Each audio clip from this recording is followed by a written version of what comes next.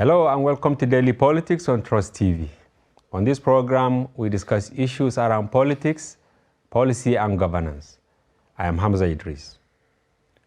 The southeast region of Nigeria has been dealing with its own peculiar problems, and just like other regions in the country, the issue of security tops the list. Though the dust is yet to settle following an attack on the convoy of a federal lawmaker, Senator Ifeanyi Ubah, in Anambra State last night, there is an easy calm following a statement released by the leadership of the indigenous people of Biafra, IPOB, shifting its weekly sit-at-home order to tomorrow, being Tuesday, September 13. The scheduled date for the appearance of a battle, which coincided with the scheduled date for the appearance of the embattled leader of the group, Nnamdi Kanu, at the Court of Appeal.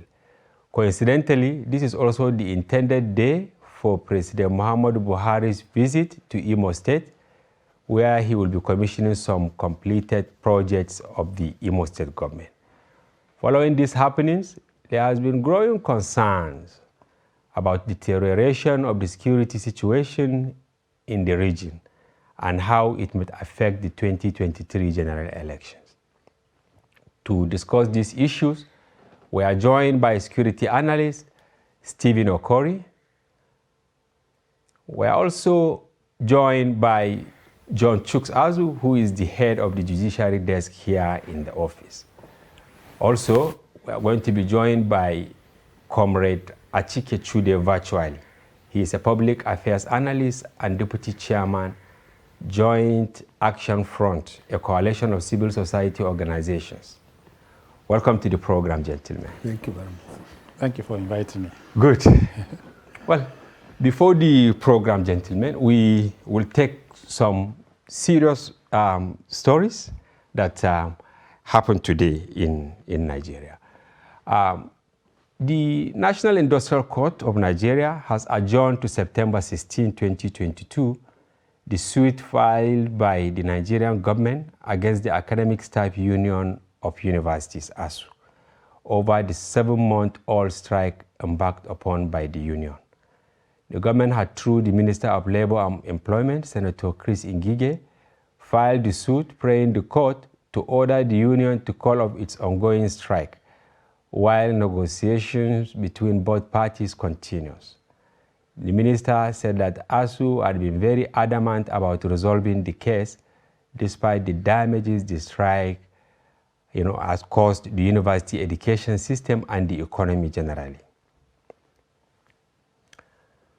Also today, we have the story that the Director of Media and Public Affairs, an official spokesperson for All Progressive Congress Campaign Council, Festus Keyamo, has alleged that the presidential candidate of Labour Party, Mr. Peter Obi, was planning to fake an assassination attempt on himself and hire some supporters dressed in the APC caps and T-shirts to attack some of his party offices. This is even as the minister has accused the former Anambra governor of circulating hate-filled video online to disparage the presidential candidate of the APC, Asiwaju Bola Ahmed Tinubu. Keyamo made the claim in a statement issued in Abuja today. While challenging Obi to reveal the source and names of the culprits behind the nebulous WhatsApp message, the minister noted that it was obvious Obi deliberately concocted the message and circulated the offensive video himself as a campaign strategy. Well, we will take a short break now, and when we return, the discussion of today commences. Please stay with us.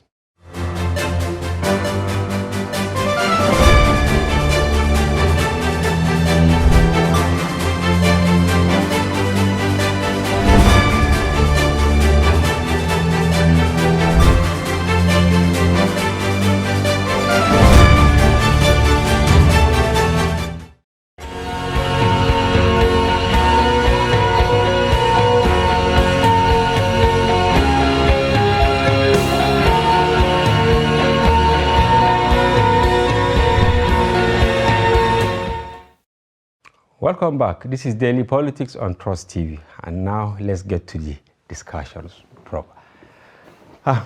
Yes, Mr. Chooks, let me start with you. You have seen the two stories we discussed. Maybe briefly, what is your take that the federal government has now dragged ASUU to industrial court? Yeah, before we go to our main topic of discussion. Yeah, when I heard the news yesterday that the government was taking ASUU to the industrial court, I felt terribly bad about it. Reasons because, you know, when a case is not before the court of law, issues bordering around the case will never be discussed, because by the time you begin to discuss the case, the issues, they'll say there's a sub judice, you know. So we have to wait until the outcome of the matter before the court. So invariably, it means that it's an indefinite thing, because a matter before the court, you don't know when they will dispense of the case, you know. And from the industrial court, you know, there are other higher courts that either the ASUU or the federal government will now go on appeal, and it will now end up in the Supreme Court. So it goes to show that students will continue to remain at home indefinitely. You know, so it's a sad one. I think that the government at this point should not have exhausted dialogue and negotiation in trying to see how to resolve the matter. You know, so I don't think it's beyond the government for them to begin to approach the court. Yeah, it is now almost 7 months. Maybe a brother, a son, or a sister at home. Yes, it's even affecting me personally. Okay. I'm also a student. You know, I'm doing a PhD, you know. In security studies? In security and strategic studies. So it's affecting me as well, you know. So I just think that I feel that it has, if not for the strike, I would have been done with the program. Wow. Yeah. You will have been done with the program, and yes. Almost 7 months now. It's wasted. Wow. Mr. Chooks, you covered the judiciary. Did you ever expect it that maybe this case will not be resolved using arbitration or other? Yeah, it was also a surprise for some of us who have been observing this dialogue, mostly within the labor circles. We never knew it would get to the courts. And the issue was on the 2009 agreement. Most times when parties resort to court, it means that there is some terms of an agreement that are now in dispute. So they will now decide to take this matter to court to determine the legality and the enforceability of those terms. Perhaps there is something the federal government have seen that could, you know, enforce this court action. Otherwise, the court coming into the dispute will still be relying on the subject matter. That is what they are going to present. So the court has to resolve it based on the terms that are stated. Okay. So that makes it quite interesting to watch, because they've been discussing all these months up until the time the federal government went to court. But the good thing about it all is that they've also requested for accelerated hearing, and that was why this case was brought forward today and eventually had to be adjourned when the SERAP, the civil society organization, applied for consolidation of similar suit they filed in relation to this issue. I was actually appalled when I discovered that other parties, including SERAP, wanted to be joined, right? Am I correct? Now, SERAP was the other party that is indicating that they have a similar suit. Yeah. Is it at the industrial court or in the different court? Yes. The thing is, when you take similar issues to different courts, it will lead to court having duplicity in determining the same issues. Yeah. So they are saying, instead of that happening, let all be consolidated in one court and be heard at once.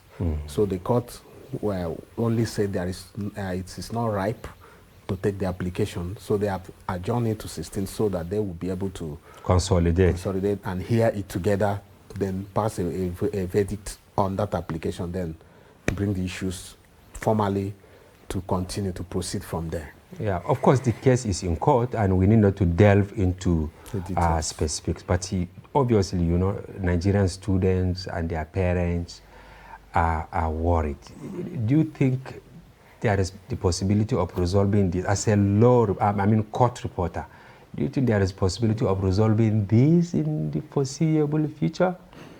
Absolutely. Parties can always, while matters are in courts, conversations and discussion will still continue off the courts, even, yes, informally and through the back channels. So, so long as it is not a shut door, there are still rooms, there are still windows that will be going on. As soon as they have a headway, they will present the application before the court to say, can you give us time to settle out of court? So there is, since federal government has even made some proposals, you know, they wanted some 1.5 trillion to go into federal universities and certain amount to states just to build infrastructure and all that. If the federal government will show commitment, because I learned the arrangement is to take off from 2023 budget. Okay. So maybe they want more concessions. I think they will have to get to a middle ground for this case to be withdrawn at any time. We pray so. Well, the other issue we raised, briefly, the allegation, or is it response by the campaign council spokesman, Minister of State for Labour, you know, Peter Obi, what is your take that he was going to stage assassination? You know, we're in the era of politics, you know, so we expect such things to begin to hit the polity, you know. So there will be accusations and counter-accusations, you know. My own appeal to them is for them to treat very softly, you know, because they have supporters, you know. So they don't let it not trigger, begin to trigger their supporters, you know. So they should try and see how to avoid certain stories of fiction that are not true, you know. You know. So if there's any allegation as such as that, the best bet is to see how to report to the relevant security agencies to see how to begin to investigate, to unravel the true position. You know, not just begin to go to the media and begin to see how to through such information. You concur with what you said? Yes, I just saw a post on WhatsApp. Yes. Where they are sharing the comment by Peter Obi's media aide, Valentine Obienyem, saying that they have taken a cue from what Keyamo has said, that it means that Peter Obi has to take more care about his security. That although they devote his security to God, but they will have to be more careful because that this kind of alarm should be taken seriously. So, but it all looks political. It's a political season, as he said.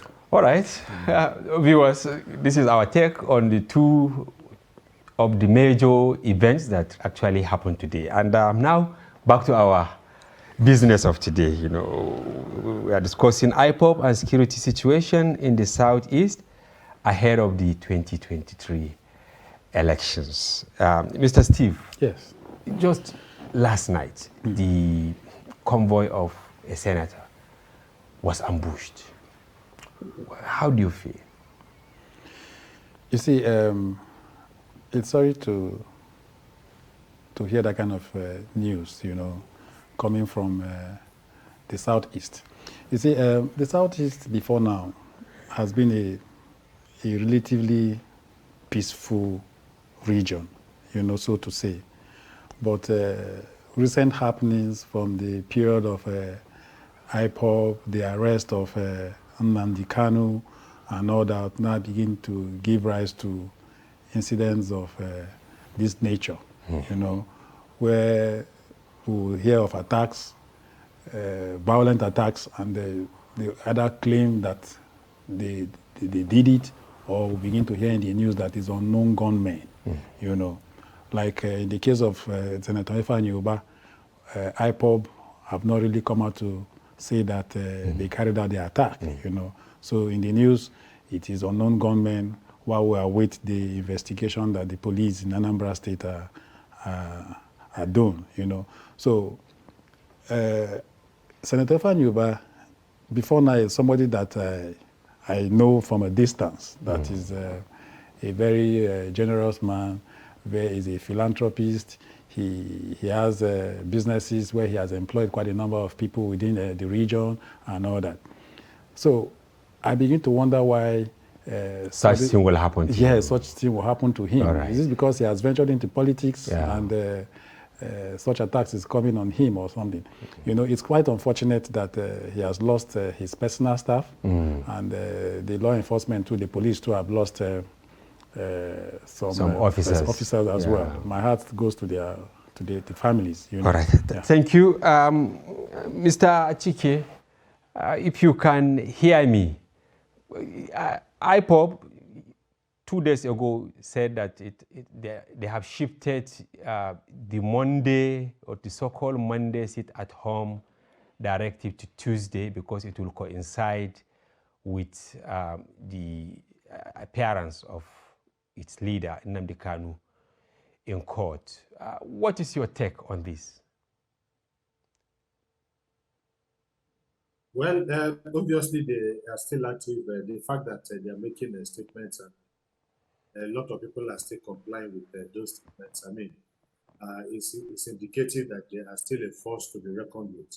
You know, but beyond that, again, the issue of even the sit-at-home order on Mondays is something that has been in dispute for quite some time, and so we have, you know, discordant tunes from a different at different times with IPOB, you know, telling us that they are not aware of that the sit-at-home order, the continuous sit-at-home order by them is not from them, you know, and of course, but we know that what is happening in the Southeast is not just and that is the issue with you know, acts of violence. When a country has fallen to this level, when institutions of state have been undermined to a worrying level like we have seen in this country, the tendency for all kinds of groups to also make an appearance at the stage and to cause problems is also exceedingly very high.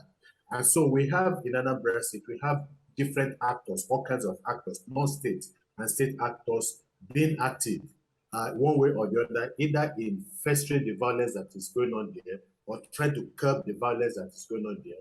And in the process of curbing the violence, you know, there, they also commit atrocities in the place. So we have, for instance, IPOB, that is the appendage of IPOB, the ESN that was active, but especially much more active about 2 years ago, not exactly as active as it is now. Then we have the unknown government. Then we also have criminal elements. The governor of Anambra State, for instance, talked about that. You know, that some of the people that are causing violence in the state are also criminals.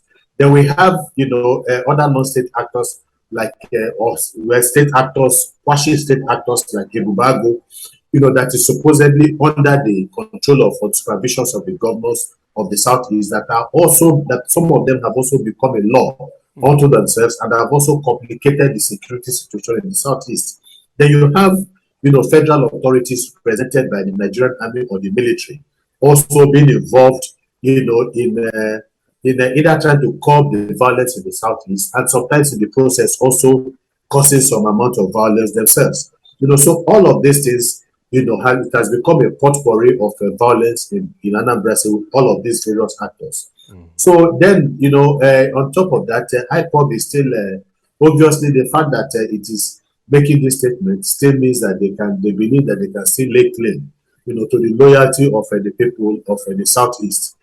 You know, of course, the dynamics have changed, you know, and the relationship of IPOB with the people, even though it might still be strong in many places, it might not be exactly what it was about 2 years ago because of the shifting dynamics within the state. Obviously, the sit-at-home order is something that has had a debilitating effect on the people of Southeast, and people have often asked the question: if you are, you know, your intention is, you know, to help the people of the Southeast, then to deprive them or come up with, you know, a statement that has the capacity or the capability to deprive them of economic activities which they are known for, and to deprive them of the resultant revenue from that, yes, is something that a lot of people have Achike, argued is not really in their interest. Mr. Achike, don't you think that this group is becoming I can so hear you. powerful that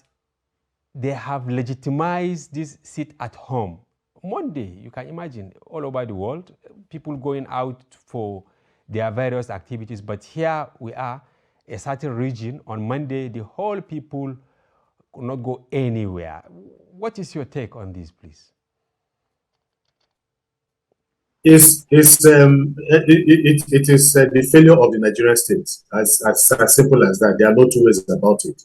Of course, if you look at the indices of what constitutes, a failed state, they will tell you that one of the things, elements of a failed state, an important or critical element of a failed state is when you have a government that no longer exercises control over the means of violence. So in this country now, you have different power centers, and the federal government is not able to run, some of the violent groups in the country. Whether you talk about Boko Haram, you talk about the armed herdsmen, you talk about the herdsmen, you talk about bandits, you talk about the unknown government, and all of these other groups. What it simply means is the failure of the Nigerian state, the failure of institutions of the state.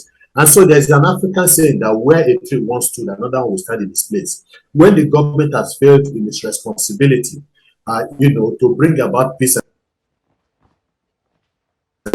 generally attract the allegiance and the loyalty of citizens, then you're going to have something like this, where you have, groups, non-state actors that do not have any constitutional mandate, for instance, over the people, exercising a very big role over the people in a particular region, in a particular state. It is not more so as a result of the strength of the IPOB as an organization, but more of the weakness of the Nigerian state, to insert itself into the governance of the country, especially the Southeast in this instance. That is what is responsible for IPOB coming into filling the void. Thank you very much. Yeah, Chooks, you see, prominent people from the Southeast are actually relocating to other, regions in search of safety. What is the implication of this to the economic development of this area? Yeah, this point you just made now was relayed to me by my younger brother, who is a businessman in the Southeast. He was of the view that the economies of neighboring states like Delta, like Port Harcourt, like Akwa Ibom, have been on the upward swing. Estate development property market has also improved, and they specifically attribute this to the migration. A lot of, do I say migration, or the relocation of businesses and people of substance to those relatively safer capitals. So they're moving to maybe southern, and then maybe southwest, and maybe some coming to the north. Not really the north. I think most of the neighboring contiguous states. Of course, FCT2 will benefit from some of the people relocating generally, because FCT relatively seems safe. So that is one of the implications. Another implication is the Southeast have been able to absorb the shock of recession and economic challenges in Nigeria because of the compact nature of the region and the resilience, the way they work, and the fact that people tend to bring in resources from outside. Either they are coming for weddings, burials, projects. So there is always economic activities coming from outside the country, diaspora, and then locally. But all these things are being lost because the place is not safe anymore. Some people have taken it upon themselves to enforce a new state within a state. So we now have this situation. There are a lot of consequences. They are even making laws of when you will bury somebody and when you will not bury. When you go to church, when not to go. Even when you take exams for school, things are private decisions of families are now being determined by these supremos. So I think it really needs concerted effort by the relevant stakeholders and the federal government. Yes. Mr. Steve, as Achike said, yes, that to even profile these people who are attacking symbol of authority and even private individuals is a problem now. Because you can see today, IPOB will say we are going after the perpetrators of certain acts. Exactly. How can we get it right? Because the Eastern Security Network, for instance, that is an arm of IPOB, is being accused of perpetrating most of these criminal, activities. Yes. As a security expert, how do you think we can really pinpoint at a certain group and say, this is the group that is responsible and this is what should be done to that group? Okay, you're aware that the IPOB organization were proscribed. What that means is that if certain attacks are being carried out, there are ways that attacks being carried out by IPOB should be known. At least, their signature, for instance. If certain attacks are being carried out, when you come and look at the way and manner it was done, you, as an expert or as a professional, you will know that these attacks have been carried out by IPOB. If it's unknown gunmen that we don't even know their names, if they carry out their own attacks, you will know. If Boko Haram comes to carry an attack here, for instance, you know because of the way and manner, the modus operandi, the way they carry out their attacks. From there, you can begin to deduce that this attack, from what we are seeing, is carried out by Mr. A. Mr. A. Yeah. For instance, the Owo attack. When the federal government and security agencies now came out to say forensic experts. Yes, when they came out and said it was ISWAP, I did not doubt it. Why? Because I have followed the way and manner ISWAP carry out their attacks. So I did not doubt it. But the government of Ondo hurriedly now said they disagreed with the federal government. But the data came to agree that it was ISWAP that carried out the attack. So if IPOB in the Southeast carry out any attack, and as professionals, if you look at it, this kind of attacks are being perpetrated by IPOB. We have seen videos, evidence where IPOB carried out attacks and they come out to say that they did it, So that's why we are waiting for the outcome of this one on attack on Senator Ifeanyi Ubah. Yes. So now, the security agencies, they know what to do. It's their job, to sit down, profile, and begin to look at this attack. Was it carried out by ESM or whichever group that is in the Southeast?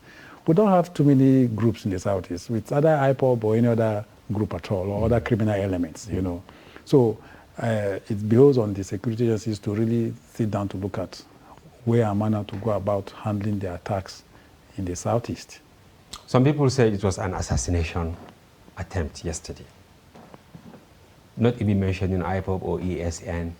I would have said maybe some people who want to take his seat in the National Assembly were behind it. Is it right for people to jump at conclusion when heinous acts like this happen? I listened to Andy Obah's media aide, Mr. Obonna, this morning talking about it. And yeah, he did mention that it looks like an assassination attempt because it was carried out professionally, using his words. It will be too early, it will be too prejudicial to begin to make such comments. It is important that institutions of state would go into to unravel the circumstances. But of course, you cannot completely exonerate the activities of IPOB because they created the environment, they created the room that these things fed us. So there is no way you will say there is no linkages because you created an environment of fear and siege. And anybody, any criminal, there are a lot of actors, non-state actors operating using this opportunity. All right, thank you very much. Thank you for your contributions. Viewers, we will take a short break now, and when we return, the conversation continues. Stay with us.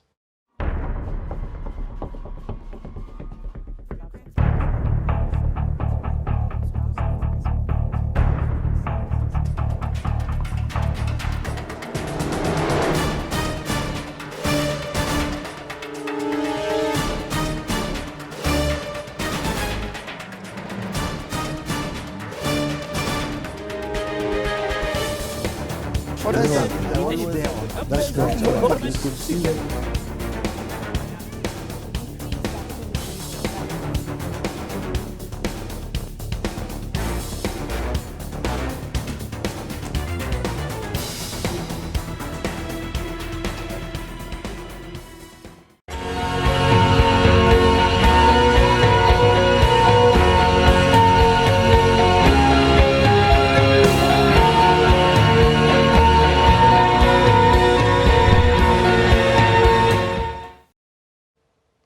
If you are just joining us, this is Daily Politics on Trust TV. Remember, you can follow the conversation on our various social platforms on Facebook, Instagram, and watch us live on YouTube. Welcome back. Thank you. Yes, Mr. Chike, if you can hear me, there is this allegation that some of the happenings in the Southeast actually have the endorsement of politicians who really want to profit from some of this crisis ahead of the 2023 elections. What will you say on this?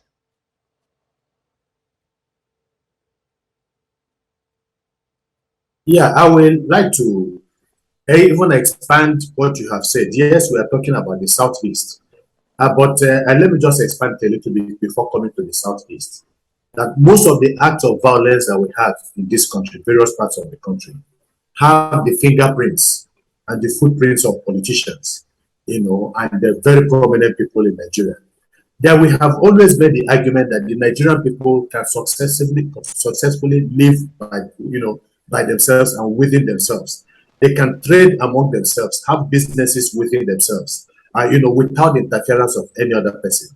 Whenever there is tension in the country, whether it is of a religious kind or ethnic kind or any other, kind of tension among the ordinary people, it is always, you always have the fingerprints and footprints of very prominent people, most of them politicians, who are pushing certain agenda, so that is what happens. So in the Southeast, we can also make the same argument to a very large extent, that it will not be out of the way to say that politicians are behind it, because the ordinary people on their own have very little needs. They have very little problems. They are just every day, faced with the contradictions of social living. They want to be able to pay school fees. They want to be able to pay house rent.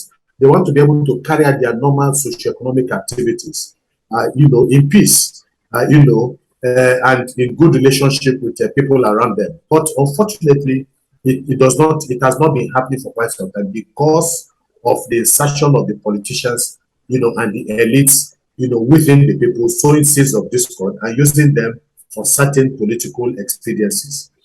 So obviously, in fact, I think the epicenter of this argument, if we are talking about it, is should be Imo State, where if you look at what has happened, the acts of violence that we have seen in the Southeast in the past 2 years, you realize that Imo State is the epicenter of the violence. I think between 2021 and 2022, we had the highest number of deaths, occurring in Imo State, about 208, deaths, through acts of violence in Imo State.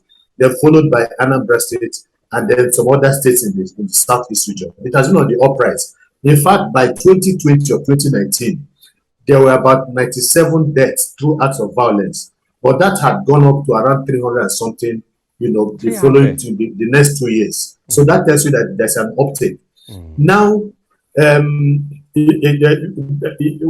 perhaps the reason Imo State is at the epicenter of some of this crisis, insecurity, is the allegation that there's a no love lost relationship, between the governor of Imo State and then his predecessor, that is Hope Uzodinma, and his predecessor, Rochas Okorocha, and that has galvanized these people, on all sides and their supporters. And that, from statements that we have been having, even from so many people from Imo State, a lot of people attribute the uptick in violence, in the acts of violence, to the activities or the no love lost relationship between these two men.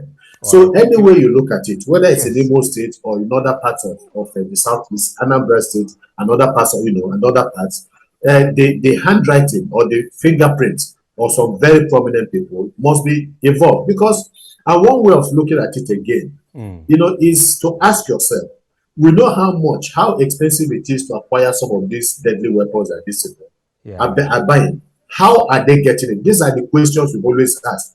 We ask these questions with regards to the funding for Boko Haram, with regards to funding for the bandits, and we must ask this question with regards to the funding of either the unknown government or.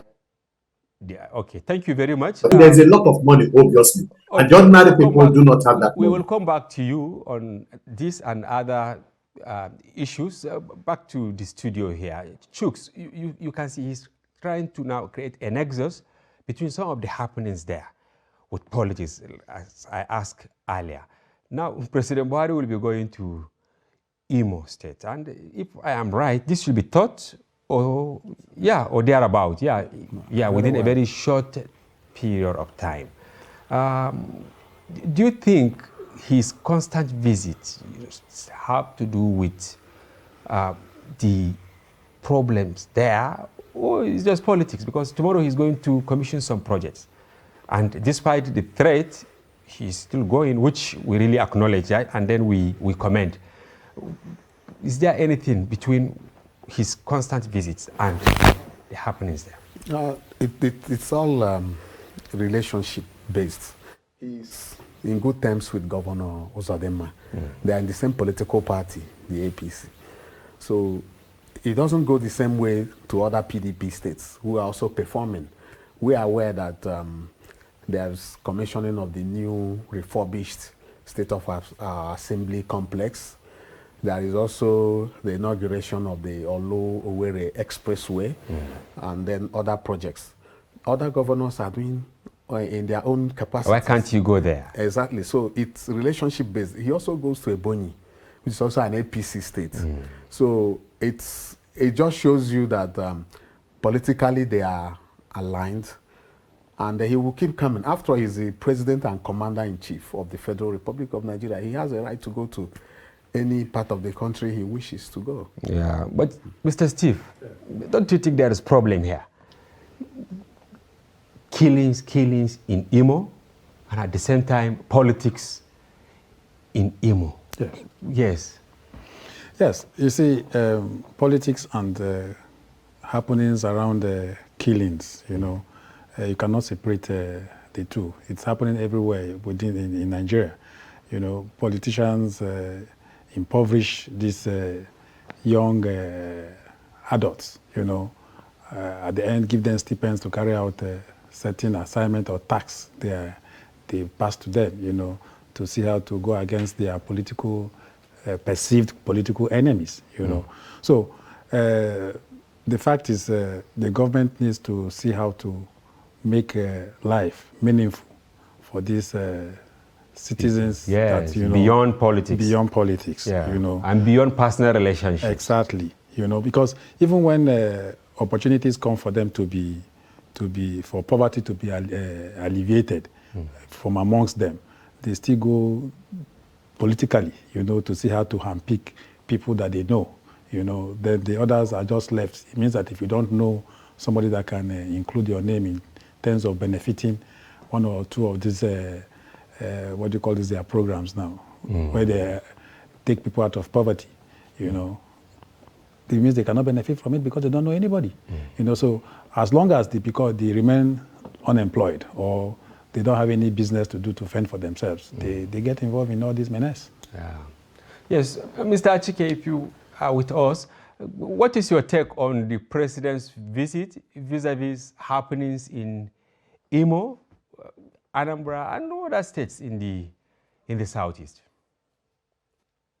Well, you have indicated that the president has not, you and I think Chooks in the studio have indicated that the president is not, does not, or has not been known for visiting other APC control states as frequently as he has been visiting Imo State. So obviously, like he said, it is perhaps more the relationship thing, but again, beyond the relationship, it could be a way of also encouraging the government that the president has his back, and that he is aware of the security situation that is facing in Imo State, and that the essence of the president's visit is to also tell him and the people of Imo that if he can still visit Imo State, and then Imo State, perhaps Imo State is not as dangerous as people actually I think it is. And I think that that is the only way I can look at that. And again, perhaps again, some of these projects that the government is highlighting also need to be highlighted at a national level, because there is this feeling the governor is also under siege. And I'm sure the governor too will be worrying about his ability to come back for a second term. This is the governor's first term. So perhaps he needs to try to do much more to showcase some of the things that he has achieved. And perhaps that would also endear him with the party apparatchik in terms of his desire to go back for a second term.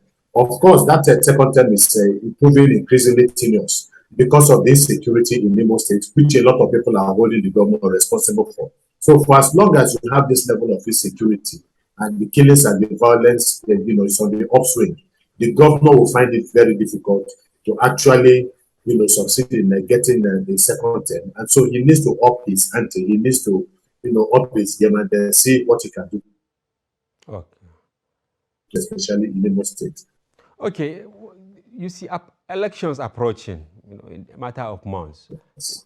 What is your take? Will it be possible to hold elections in the Southeast if what happened yesterday, God forbid, continue to happen? Yeah.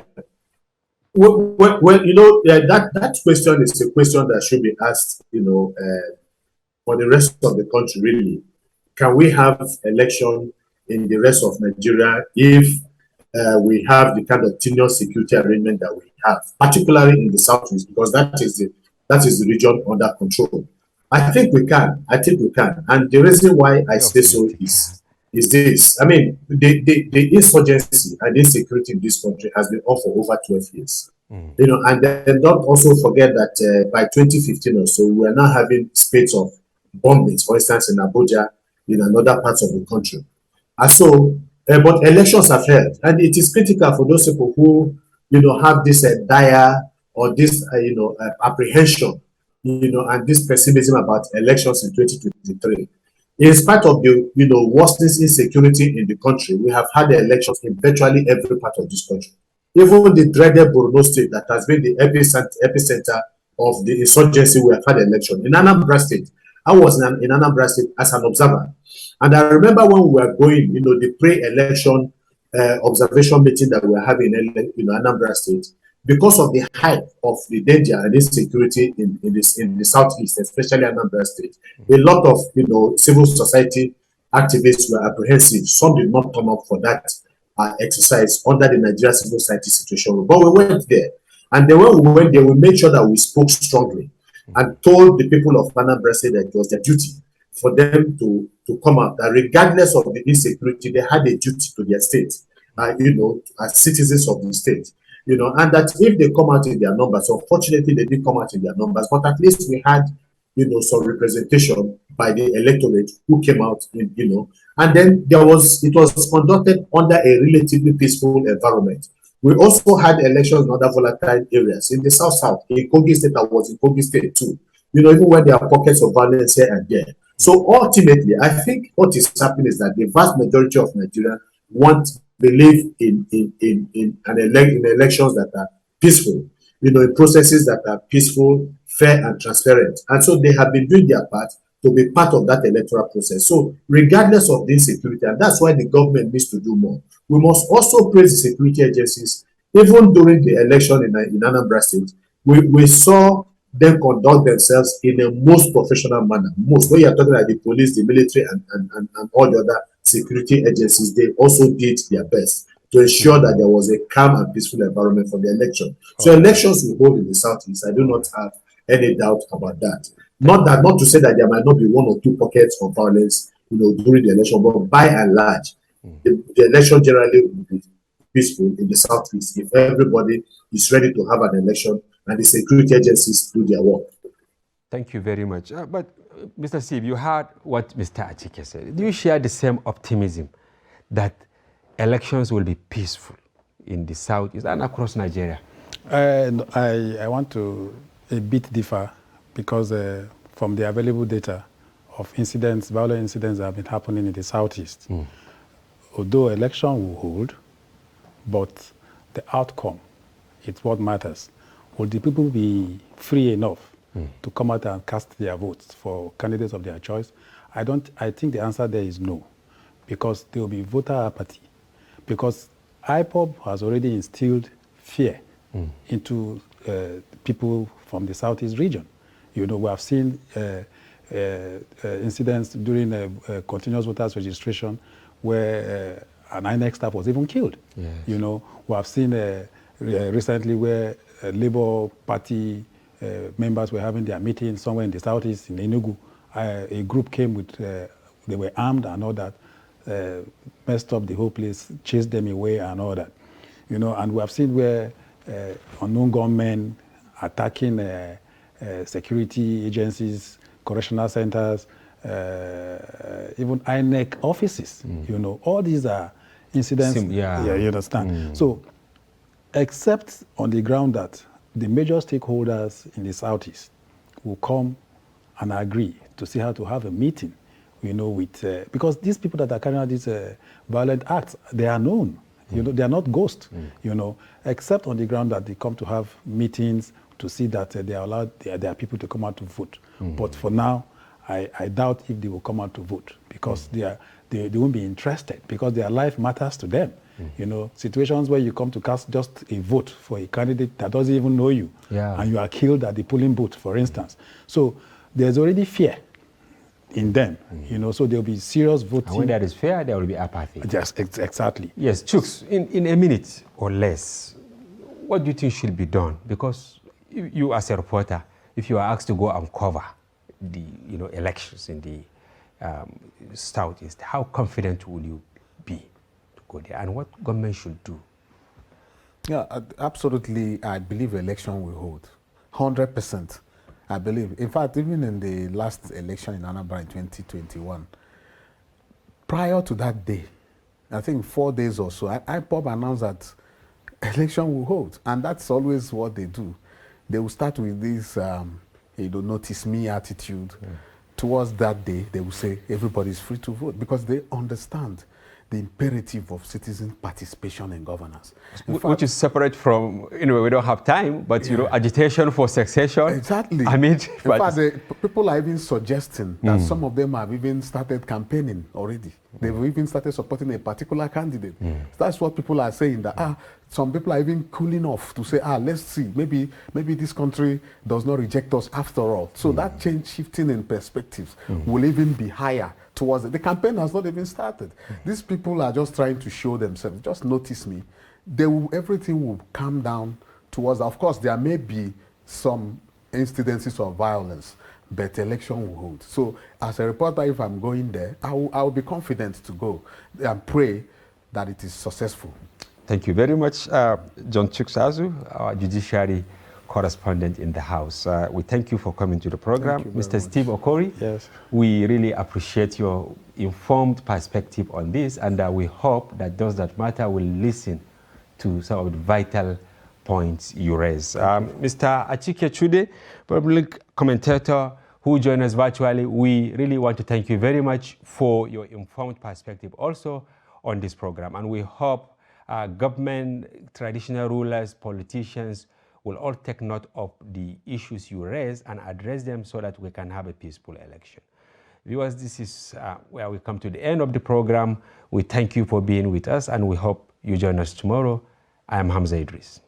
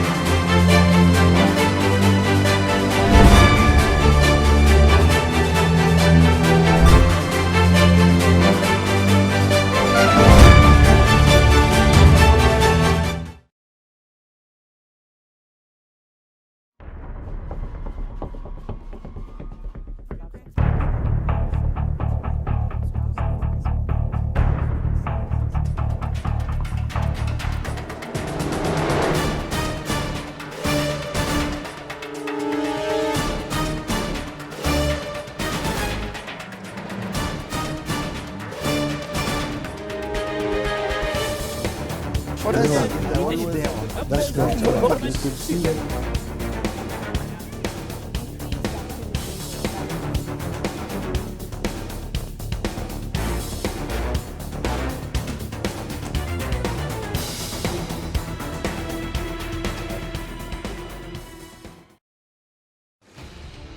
Ask the 20